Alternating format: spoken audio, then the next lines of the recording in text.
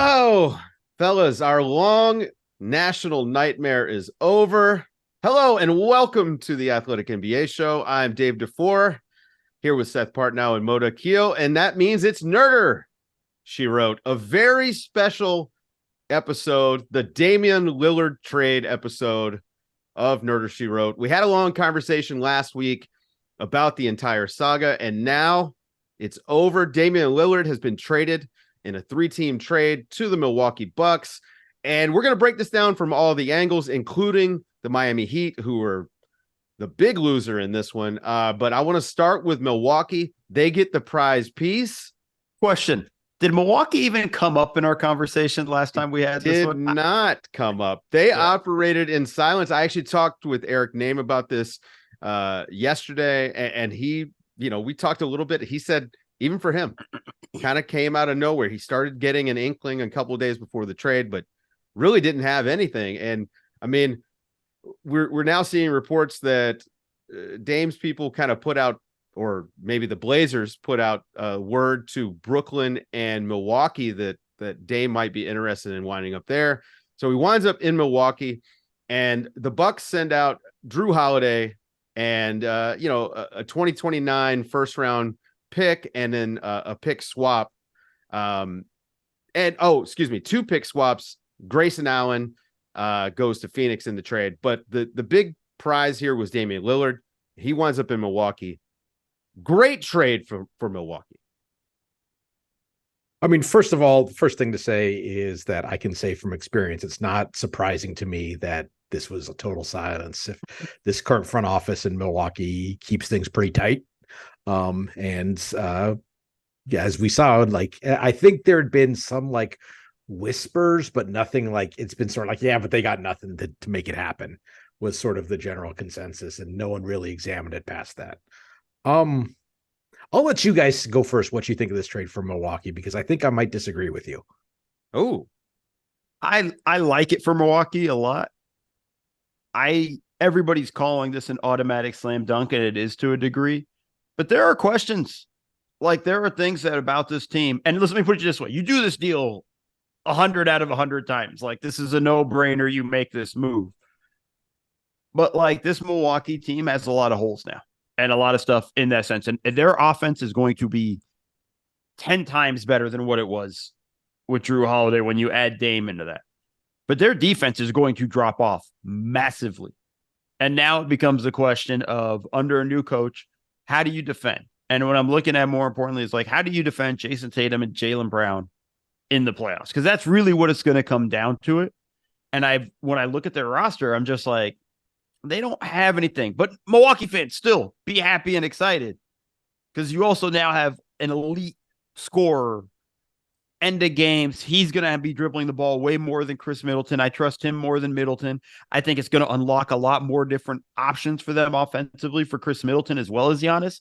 I think there's a lot of things there offensively, but we can't ignore the fact that this does give up a lot defensively. I think that, again, I agree with Mo. Their offense is going to be elite. This is probably going to be a top 3 or 4 or 5 offense in their sleep, especially with their starting lineup. And Damian Lillard and Giannis as an offensive pairing in the pick and roll. When has Giannis ever played with a shooter like this? A guy who can shoot off the dribble and is a threat to shoot off the dribble. I think Giannis's shot diet is going to improve. I think it's going to be an easier time for him to score. And hopefully that translates to more activity on the defensive end. I mean, he had crazy usage last season on the offensive end. We saw a marked downturn in his defensive activity the last couple of years. Maybe he gets to crank it up on the defensive end a little bit more, and that helps buoy that defense a little bit. But you're going to have a top 5 offense, and maybe their defense is 12th. That's the concern. But you still have Brook Lopez, even though he's a year older. You still have that corporate knowledge.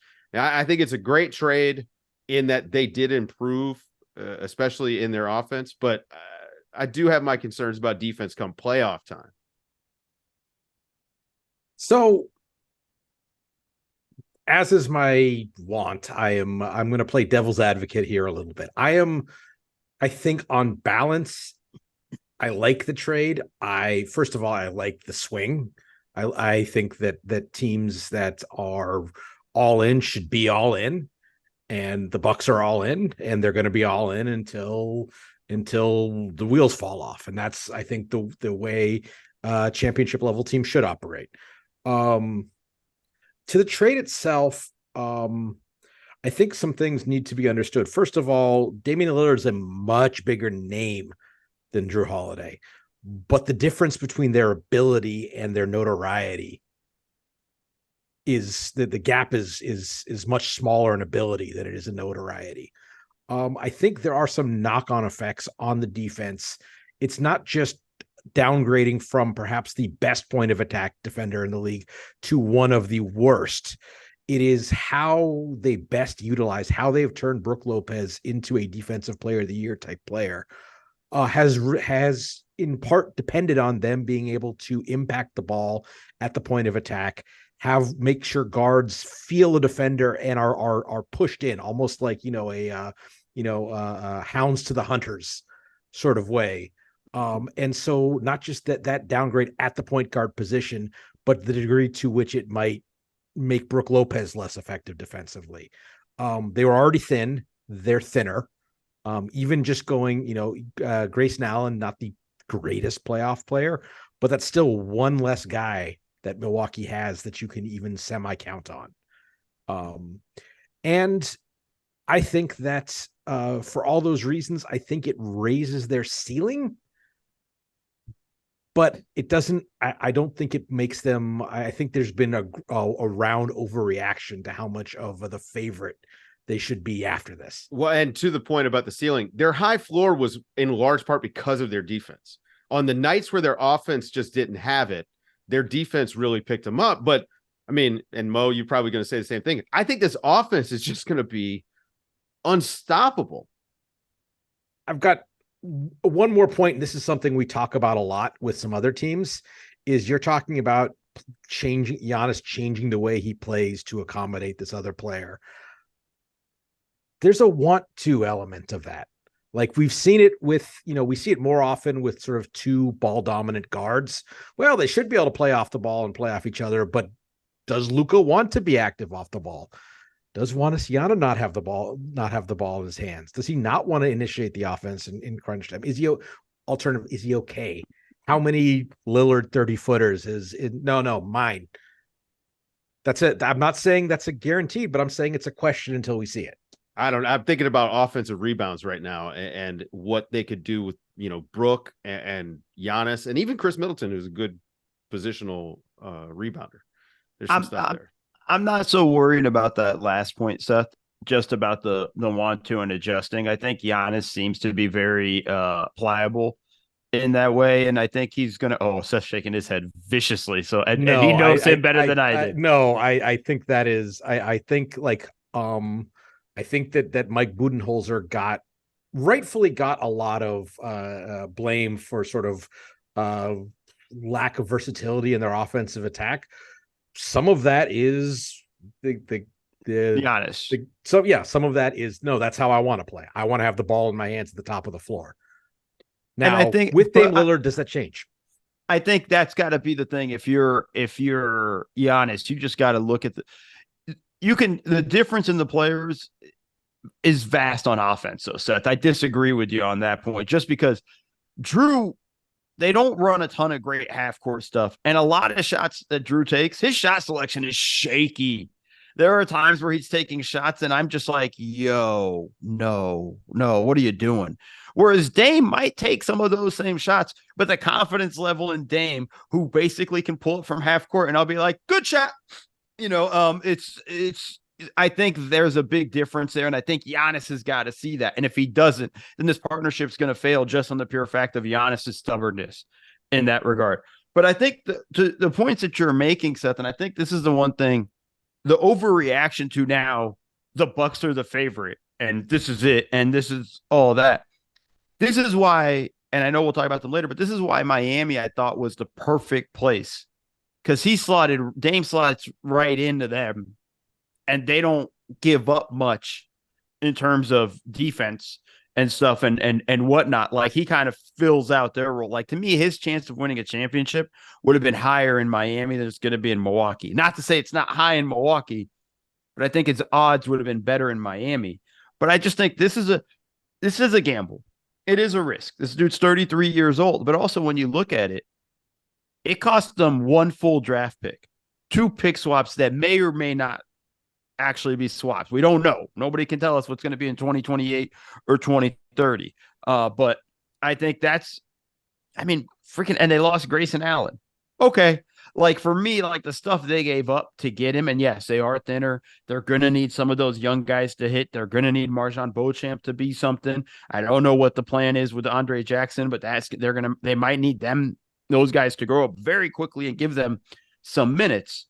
But I think the risk was obviously worth taking in terms of what they gave up. So for me, like, I don't know if this makes them automatically the favorites. It puts them there, but I think there's still a lot of questions to be answered. And this is going to be Adrian Griffin's first time coaching. And this is a high pressure situation now for him. I think one of the biggest questions is what Chris Middleton is going to be out there this season, right? If last year he's coming back from the knee thing, is that a one-off, and he's shaking off the rust and he's going to come back and be the guy that we expect him to be? Or is that the start of a decline? I mean, because he's also important to them. On both ends, right? Defensively as well. I mean, this is the guy who's likely going to have to now guard Jason Tatum some, or, you're really banking a lot on Jay Crowder being able to bounce back and be a productive player for you. So I think it's those, and I'm not going to say Chris Middleton's on the margins, because Chris Middleton is a very good player when he's healthy. It's just, is he going to be healthy for them? So that might, it lays right into the depth concerns, right? I mean, that was well, if not, we're screwed before this trade, and it's the same after this trade. So I don't like that's. I mean, again, if you're winning a championship, you're sort of, what is the stuff goes right? What does that look like? Because if stuff goes wrong, you don't win. So it's sort of that's sort of baked in, and so that's why I think that the ceiling raising, even if we, without litigating the overall value of the two players, even if they're equal and your ceiling gets higher, I think that's still, for a team in the Bucks situation, I think that's still something you got to look at doing. And I think your point about Brook Lopez's defense, being impacted by this is huge. And I think very under-discussed in that sense. And that's the understanding of the most important thing about center field defense is the guard. So people have that understanding. I just want to elaborate on it. It's the guard pushing the ball handler over the top and continuing to chase him. And continuing that. And if it's Dame dies on a screen, then it's a 2-on-1. If Dame's slow to kind of chase in that sense, and we know he's not defensive guy at all, like that's a genuine concern. Now will Adrian Griffin have to change up stuff defensively? Like this is where it's going to get interesting. Is Giannis going to guard wings? We know he wanted to guard Jimmy Butler during the series. Bud was a little bit resistant to that. And I think those are going to be the questions that we're going to find out now. It's going to be interesting in that regard. I still look at them and Boston as the top 2 teams in the East, though. I don't think this moves really anything else. I think these are the top 2 contenders, and everybody else is just, playing to hang out. Okay. Well, I mean, there were other teams involved, so let's move on. And I want to go to Phoenix, because Portland is just a little bit more of a complicated situation. So we'll get there in a minute. But Phoenix, they send DeAndre Ayton to Mani Kamara, who was their second round pick. They send them to Portland, and they get Yusuf Nurkic, Nasir Little, Keon Johnson, and of course Grayson Allen from the Bucks. The big piece there, I mean, obviously they added some depth that they needed. They filled out their roster with minimum guys, so they get Nasir Little, who is a decent role player. We talked about Grayson Allen a little bit, who's borderline starter. I think. I mean, he may start a little bit for Phoenix just because they don't have a lot of guys. But the big piece for them, they get rid of DeAndre Ayton, who they had apparently gotten tired of, and they get Yusuf Nurkic, who I just think is not as good of a player as DeAndre Ayton right now. And I'm a little bit confused by this. Number one, I think, could you have gotten more for DeAndre Ayton? He's a 25-year-old, 20-10 center. And I mean, he has a great mid-range game. I mean, certainly there's issues once you get in the playoffs, but this is a guy you could, pair with some young guys. So we've talked a lot this offseason about how moves that like in a vacuum look kind of are really paying the piper for past stuff. And in most of those cases, that's like, well, you painted yourself into a contractual corner by, giving Bradley Beal a no trade clause or whatever.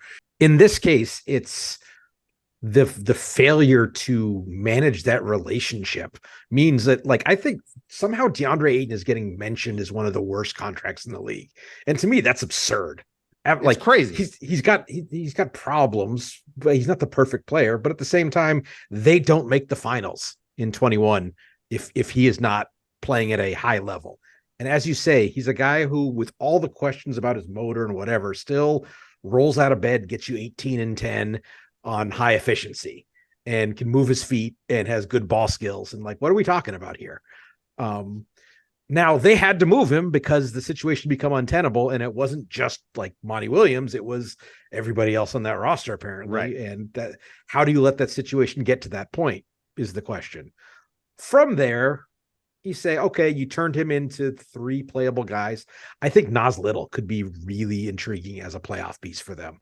So that's the one I'm looking at. But then, as you say, the downgrade from Ayton to Nurkic, just in terms of mobility, is substantial. They don't really have much of a defense. I think the Phoenix Suns took them out of contention by moving DeAndre Ayton for Nurkic. And it's not because I think Ayton's so good and all of that stuff. I just think Nurkic is done. And I might be way wrong. And we might be talking about this in January and February and all the way going like, damn, I was way wrong. Nurkic had another gear. He has not been the same since he broke his leg. And fair, by the way, he broke his freaking leg. Like, I get it.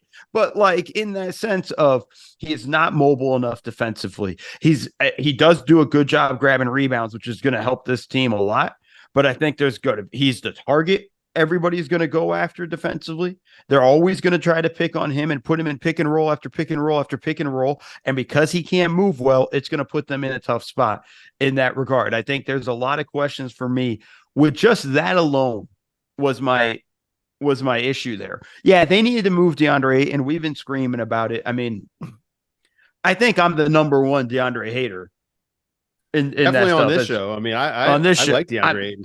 No, I don't think you can win a championship with him as a center. Not after they made it to the finals. After that, he kind of reverted back to being just not what they needed. And I don't think he's a guy that's really going to be a winning player in the long run. But I also just think for Phoenix, their issue is now they've just downgraded so much more and created more issues for them defensively. I think that gets a lot harder for them. I didn't understand them coming in. As much as you can like Nas Little as a potential playoff guy, a guy who I don't think has played at all in the playoffs. Somebody could fact check me on that. Like he was coming on well and then got hurt and things like that. I still think he has a long way to go to be a contributor and this is my standard for them. Championship team. This isn't a playoff team. Sure. The standard that they're setting is championship. And that's what I'm judging this trade on for Phoenix. And I think that's the thing that they kind of just took themselves out. Yusuf Nurkic will not be able to guard Jokic. And I don't think Jokic is going to have a problem with Yusuf on the other end. And as much as he can do on the offensive end, playing at the high post or whatnot, ball's not going to be in his hands that much. Well, let him try. And by the way, Ayton and his mid-range game actually, I mean, at least pulled Jokic out when he was guarding him. I mean, it's just Nurkic and the Nurkic-Jokic conversation isn't even a conversation. But it's a downgrade in my opinion. Just again, mobility. I don't think you have to couch it by saying opinion. Right. But how did you not get more for DeAndre Ayton is my biggest question looking at Phoenix. I think that's just more the market has kind of, I mean, one, it goes back to Seth, like, them doing a poor job with the relationship and now, and all these stories getting out. Yeah. Of just the players don't like him or whatnot. Cool. I want to trade for that. Right. Like, I get Portland trading for it because it makes sense for Portland. Mm-hmm. Young guy, maybe needs a change of scenery. We can just go from there and figure it out. And this is also a team that's tanking. They're going to be bad. So they don't care necessarily about wins. And even if his contract for the next 3 years might be, and I'm with you, Seth, but might be the worst contract in the NBA, It doesn't matter to them. All their guys are on rookie deals because they already have a bad contract with Jeremy Grant because they gave him 5 years, $160 million. Okay. I will bring that up as long as I can. Jumping the gun on me here, but Mo, let's just go ahead and swing right to the Blazers in this, because all we've heard is they already won the Damian Lillard trade. You said it on this show last week. They already won the Damian Lillard trade, make the Miami deal happen. This is, from what has been reported, this was a home run deal for the Portland Trailblazers. They get control of 3 drafts from the Bucks. They obviously they move Dame, and they get DeAndre Ayton, who is a good young center under contract, who will pair nicely with I think with Scoot Henderson as a pick and roll partner. And they get Drew Holiday, who they're going to flip and probably get at least another first, maybe 2. And maybe another young player. This is a hell of a deal for Portland, and was worth waiting out the Miami deal. I mean, that Milwaukee 29 unprotected first is the single best asset that they could have that they could have possibly. I don't agree with that. Gotten in this. I don't agree with that. The Bucks could be really, really bad in 2020. The Bucks could be really bad. So can Miami. Like we keep just in the terms of the picks, they're about equal to me in that sense, you know. And I'll say this much too: Giannis is younger than Jimmy Butler by a lot, you know, and that matters in that sense. And that Miami team, God knows where they could be, because Pat Riley ain't a spring chicken. I think that we do need to acknowledge the fact that there's a certain floor on Miami that doesn't exist in Milwaukee just because of its attractiveness as a destination. Oh, when was the last real free agent they brought in? Like, we need we talk about it all the time, but really, like, they landed the 3 biggest whales in LeBron, Bosh, and re-signed Wade. So really 2 and kept 1 home. But really, like, how often are they that much the destination? Because they don't really bring. I mean, Jimmy. But then how often do they really bring guys? They get named. They're on everybody's short list. I think Shams had it, and they never get the guy. And they never get the guy. And they never get the guy. They've been. We're gonna get to Miami in a second. Do we need to change? We're like jumping the gun Danny almost to the Riley almost. It's maybe. Anyway, but I want to talk about Portland. But Portland did well. So I want to talk about the Drew Holiday aspect of it. I was trying to think about teams that are plausible destinations for Drew Holiday, and I came up with like 8 or 9 without like even going too crazy. Like, if I'm Miami, do I think of maybe not as much, but a similar package for Holiday as and am I maybe better off? Maybe certainly like the team identity with Holiday and Butler and Bam, like, you know, obviously you lose sort of the top end explosiveness that Dame brings. It's a crazy playoff defense. Yeah. The Clippers, the Kings, the Thunder, the Celtics, the Sixers. I've had a couple more. Oh, the Warriors are another obvious one. That gets to 8. And that's before we even get like crazy thinking about like Oklahoma City or New Orleans or what if Orlando decides they really just need that adult guard in the room? So a lot of the things that made Lillard, the market, seem small, and obviously it was bigger than they thought it was, don't really exist with Holiday. So they're going to turn around and get something here, I think. Which just adds to, they're almost like they got this stuff and now have the same negotiation all over again. That's what won them the trade. That's my thing with the trade. That's what won them the trade. I actually don't think they did great in terms of pick valuation in getting what they got from Milwaukee, just because, again, pick swaps are maybes. I think they could have gotten guaranteed more. Listen, Miami, whether they offered it or not, I think they could have gotten 3 unprotected first round picks from Miami later in the next few years. And I think that would have guaranteed 3 picks. I think they're just guaranteed 1 and possibly 2 more. Like, that's just the reality of pick swaps. For me, with pick swaps, they're fake first rounders. But the win for them in this was Drew Holiday. Because Drew Holiday will net you more than Tyler Hero, hands down. He means more to contenders. He means more for teams that are trying to contend for a playoff spot. I mean, you named all those teams, Seth, and there's one team I think I'd really love to see him on, and it's going to drive everybody nuts. I have no idea how they can get him, but I didn't think Milwaukee could get Dame, but make him a Laker. See, I thought about I didn't name the Lakers. I don't think they have the picks. Yeah, the Lakers or like the Nuggets are both sort of interesting spots that just don't. I didn't, in a quick cursory way, didn't see a plausible way to make it happen, so I didn't even include them. But like, I think some of the teams you named that are interesting. I mean, I think Philadelphia needs to be going all after this. I think this is so important for them. Just him and Embiid would matter a ton. And I think Holiday would love a chance to go at Milwaukee multiple times and in the Eastern Conference playoffs after he got traded the day after he said he wanted to be a Buck for life. Like, I mean, like there's some of that. I think. I hope he knew. Did I mention Boston? Did I forget to mention Boston? No, you said Boston. Okay, you did. I just don't think they have a plausible way of getting it. There's some. I mean, they're dealing with some second apron stuff contractually. So like having to match the salary would be a hard time for them. But I'm sure that they've hit up the Clippers to kind of rekindle Malcolm Brogdon conversations. I mean, you mentioned Philadelphia. Not only is Drew Holiday a great fit there, but I think James Harden's a better fit for the Clippers than Drew Holiday, just given what they need. I think they need what Harden brings a little bit more. Maybe we get a 3-team trade. And maybe, they split some of those assets and send some stuff up to Portland. The Clippers do and wind up with James Harden. I think Portland is sitting in a really good spot right now. And a week ago, we all were like, oh, well, no matter what trade he makes, Joe Cronin's on the hot seat.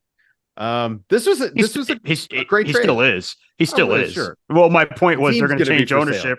Yeah, they're going to change ownership and he's fucked. But like, that's a whole different story. He did well. And again, my thing was the most important thing was they got a piece that they could flip and flip for more because Drew Holiday will always go for more than Tyler Hero. Like that's just Drew Holiday's. Any team that's contending for a championship is trying to figure out how to get Drew Holiday.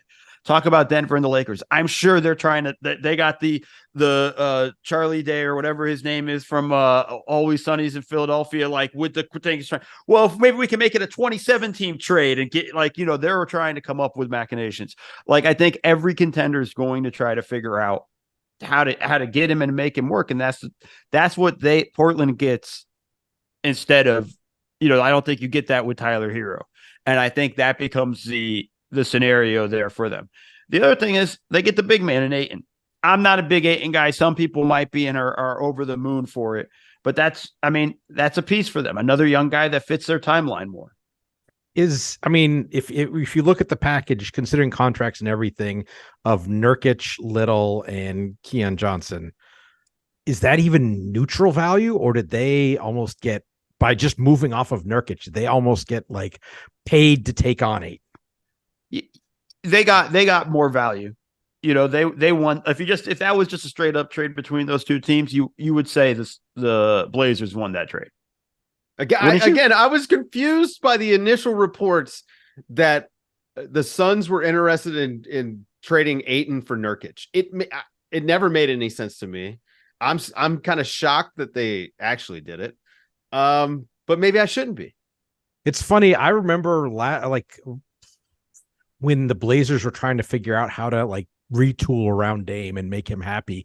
I think we workshopped like a Josh Hart and Nurkic for Ayton and like one of the picks they had from McCollum or something like that as the move they should look at. So it's funny how he did end up there. Yeah. They loved him. I mean, they've been on him for a while. Portland's been interested in him for quite a bit, and he could play. He could play. You may not like him, but he could play. He's fine. Easy with he could play. He's fine.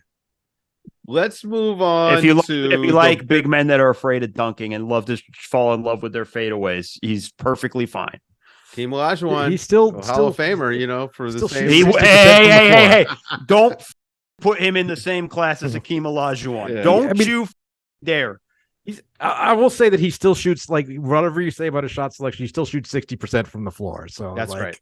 Yeah, Let's move because on to the big he had losers, nothing but Guy. open looks. He had nothing but open looks because everybody kind of created that stuff for him. That's not going to be but there in Portland. I mean, that's sort of been his across his career. That was before that he was super efficient despite like not getting to the basket, not getting to the line, and not shooting threes.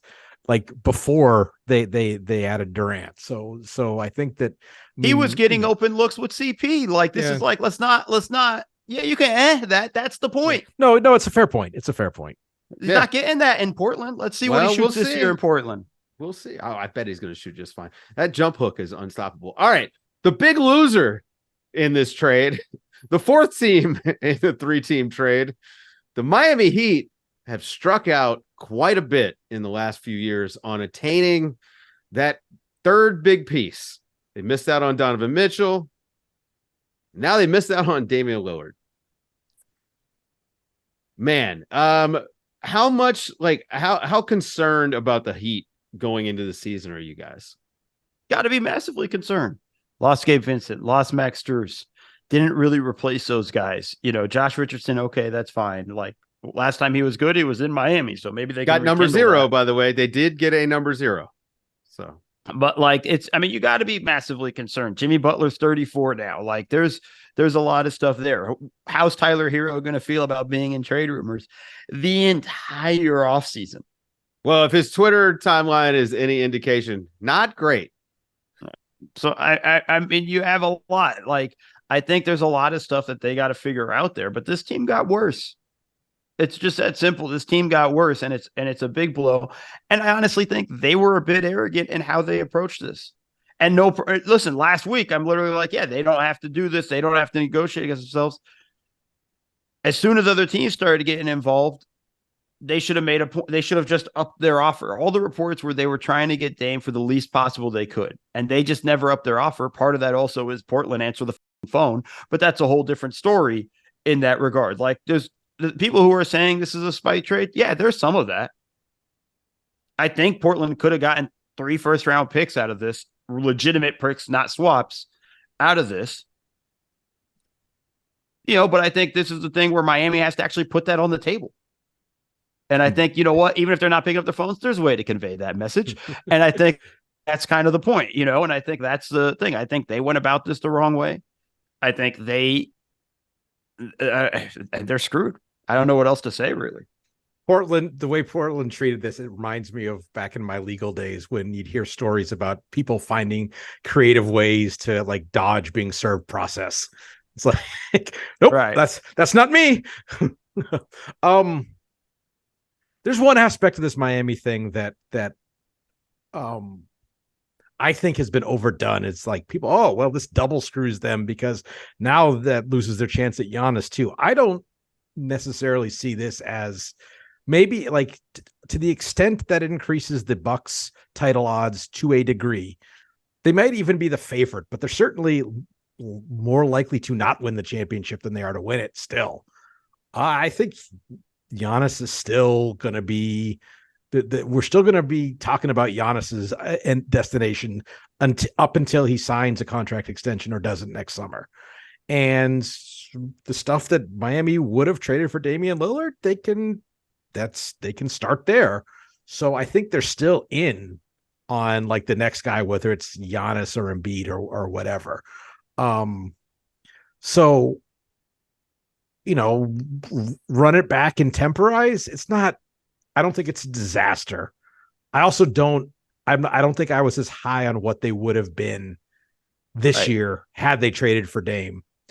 But as some other people were. So I think that's why I'm not seeing them as having like lost as much. Like they're still, you know,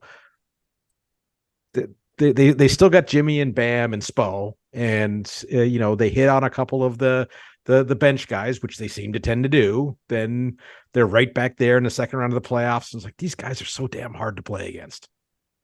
Yeah, I mean, I disagree with you on what Dame does for that team in that regard. I think they are legitimate title contenders, and his chances are higher, like I said earlier, with Miami to win it than it will be with Milwaukee. but I just think they're just in a bad spot. But the more important thing is, yeah, you're right. Okay, now we got to wait till Embiid demands a trade. And that's where the whole Drew Holiday, where does Holiday end up kind of play a role in this? And how does the Harden thing play out? Like, that could be in 2 months. Like, in all honesty, like that Embiid thing can pop off at any moment, really, in this instance. And they're going to have a shit ton of competition for that. Right? New York is dying and waiting. That's the New Holiday York team has I forgot. tons of stuff. Yeah, New York is okay. New York would be fun for Holiday too, but New York, I think, is going to hold everything for Embiid. Like they are waiting for Embiid. I think it's for them. It's Miami. I don't know if they're going to be able to compete with everything that New York has. And same thing with like, who knows what happens with Donovan Mitchell? Like, there's going to be a lot of disgruntled guys.